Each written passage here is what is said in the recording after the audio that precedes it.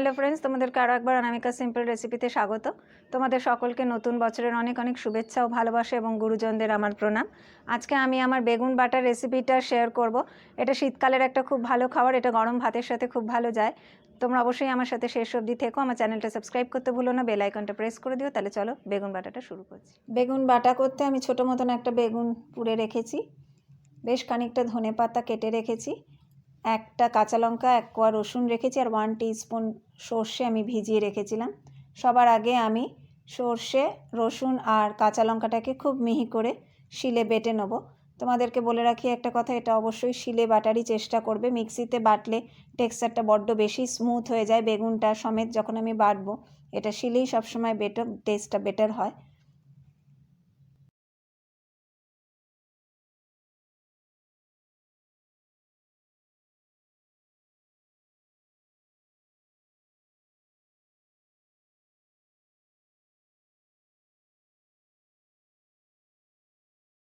সর্ষেটা আমি খুবই প্লেন করে বেটে নিয়েছি। এবারে আমি ধনেপাতাটাকেও খুব ভালোভাবে বেটে নেব।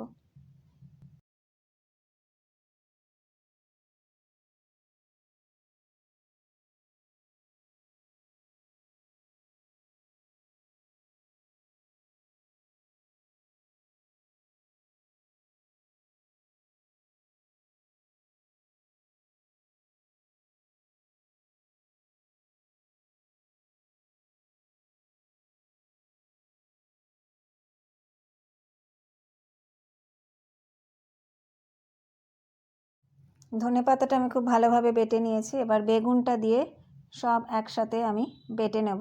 আমি আরও একবার বলে দিচ্ছি, এটা চেষ্টা করো শিলেই বাটার। মিক্সিতে বাটলে এটা সেই টেস্টটা পাওয়া যায় না, তাই একটু কষ্ট করে তোমরা এটা শিলেই বেটো।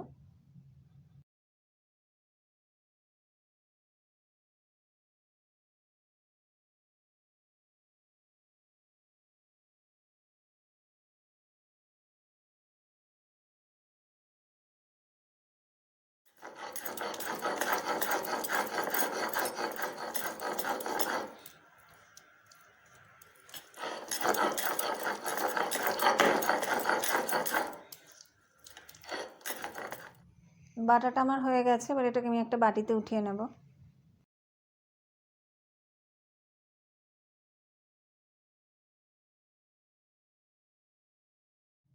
এই বেগুন বাটার মধ্যে এবার আমি 1 টিস্পুন সর্ষের তেল দিয়ে নিচ্ছি, স্বাদ মতো নুন দিচ্ছি, আর 1/4 টিস্পুন চিনি দিচ্ছি। চিনিটা অপশনাল, কিন্তু আমার মনে হয় একটুখানি চিনি দিলে টেস্টটা ভালো হয়, তোমরা সেটা দেখে নিও। আমি ভালোভাবে সবটা মিশিয়ে নিলাম। বেগুন বাটাটা আমার রেডি হয়ে গেছে।